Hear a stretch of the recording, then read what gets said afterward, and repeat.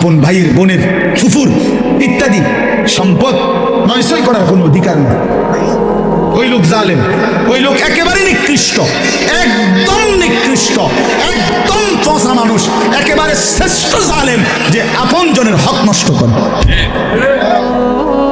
আপন জনের হক নষ্ট করে। আপন বোন সম্পত্তি চাইছে, বাবার পৈতৃক ওয়ারিস সম্পত্তি, বিবাগা বোন বাগিনা আর আইতে না, আর আইতে না, আর খাইতে না আমগো ভাই, একবারে বুঝ করে নিগেবা নাকি? সারা জীবন বড় করলাম, ভাই হিসাবে আদর করলাম, বিয়ে শাদি দিলাম, অনার ভাই ছিল না, জালেম। এই ডাকাত কি কইল? এটা তো বোনের কথা বল, তুমি এটা ডাকাত, তুমি এটা কি বললা?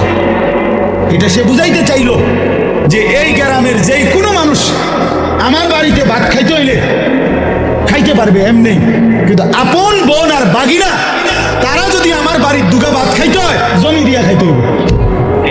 কথা বুঝেন নাই? জমি নিতে না তোমরা, তোমরা না আইবা পরে ভাত খাইবা? কত বড় নিকৃষ্ট জালেম বেটা! তোর গ্রামের কত মানুষ তোর ঘরে খায়, ওই তারা তোর জমি দিয়ে খাইছে, তো তুমি আপন বোনের বেলা এটা কইলা কেন? আপন বোনের বেলা এটা বললা কেন? আপন বোনের হক দিলা না কেন? কার জন্য আটকাইলা? ওই ছেলে মেয়ের জন্য? ওরা তোমার মনে রাখবে? এই সম্পত্তি তোমার থাকবে তো কি বাবা, কি ফায়দা হইল বলেন? বলেন, এক বিগত জায়গা ছেড়ে দিলে আপন ভাইয়ের বাড়ির রাস্তাটা হয়ে যায় না? দিত না? এই গাছ কান কাটতে লাইলে এদের রাস্তাটা আইসা পড়ে না? দিত না?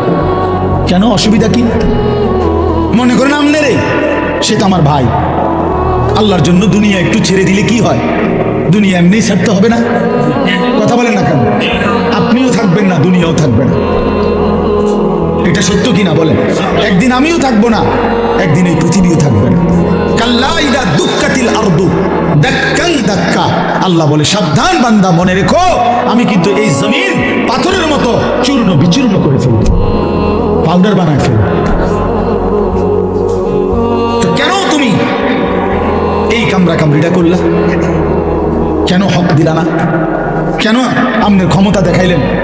দলিলের মায়ের ফেস আপনি বুঝেন, অথবা টেয়া দিয়া পয়সা দিয়া হদ্দার মাতব্বরের কইয়া বাটপারি করে আপনি নিয়ে নিলেন আর 2 শতক। তো কি বেশি কি নিলেন?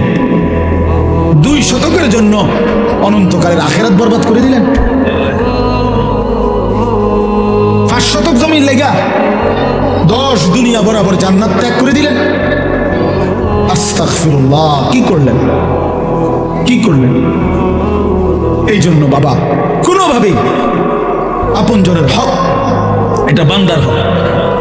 বান্দা এক বাপ মারা যাওয়ার পরে বাপের কিনা যদি 1 কেজি লবণ নুন থাকে ঘরে, আল্লাহর কসম ভাই বোন সবার উপরে শরীয়ত সম্মতভাবে এই নুন বন্টন করে দেওয়া ফরজ। এটাই শরীয়ত। নুন নুন জি জি লবণ। আপনি তো হুদা মনে করছেন জমিন, বাড়ির ভিটা, এই যে বসত ভিটা যেটা, এটা 100 বোনের হক, ভাই বোন সবার হক। যে জালেমরা আপন বোনকে বসত ভিটার থেকে বঞ্চিত করছে, ওরা জালেম, ওদের জন্য জাহান্নাম অপেক্ষা করছে। এটা নিজেরা প্রত্যেকে গাঁজাখুরি কথা প্রত্যেকে বানাইছে, জিজ্ঞাসা করো। বলেননি এখন প্রতিবাদ করেন, আমি আর কোনোদিন আসতাম না আপনার এলাকা। কি হয়েছে? কথা বলেন না।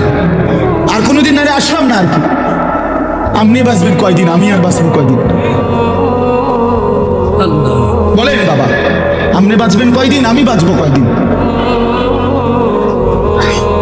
কে বানাই নিল এই কথা যে আপন বসত বিটায় বোনেরা পায় না? এত বড় মিথ্যা কথা, গাঁজাখুরি কথা আসমানের নিচে জমিনের উপরে পৃথিবীর কোনো কিতাবে নাই। এই সমাজের বানানো কথা এটা। আমি আমার বোনের সম্পত্তি যখন দিছি এই বসতে, কসম আল্লাহ, আমার বোন অবাক, 3 বোন 3 বোন, বোনেরা আমার বড় বোনকে কি করে কস ভাই, এ কথাটা জীবনে প্রথম শুনলাম। আমি বলি 100 বোন, বাবার এই পৈতৃক যে ভিটা, এখান থেকে আপনারা আপনাদের অংশ নিয়ে যান। আপনি যদি বিশ্বাস না হয়, কারো দরকার আমার বোনের নাম্বার দিই, কালকে ফোন দিয়ে। হ্যাঁ চলেন। খামখেয়ালি মনে করছেন দুনিয়া? আপনিও মরে যাবেন, আমিও মরে যাব, দুনিয়াও থাকবে না, আমিও থাকবো না, তো হিসাব দিতে হবে। দিতে হবে না? কথা বলেন না কেন? তো কি মনে করছেন আখেরাত? ১৬,০০,০০০ আম্বিয়া যে আখেরাতের হাসরের ময়দানের ভয়ে কানছে মিয়া, সেই মাঠের নাম হাসরের মাঠ। ১৬,০০,০০০ নবী, আদম থেকে রসুল সাল্লাল্লাহু আলাইহি সাল্লাম পর্যন্ত হাসরের মাঠের ভয়ে কানছে।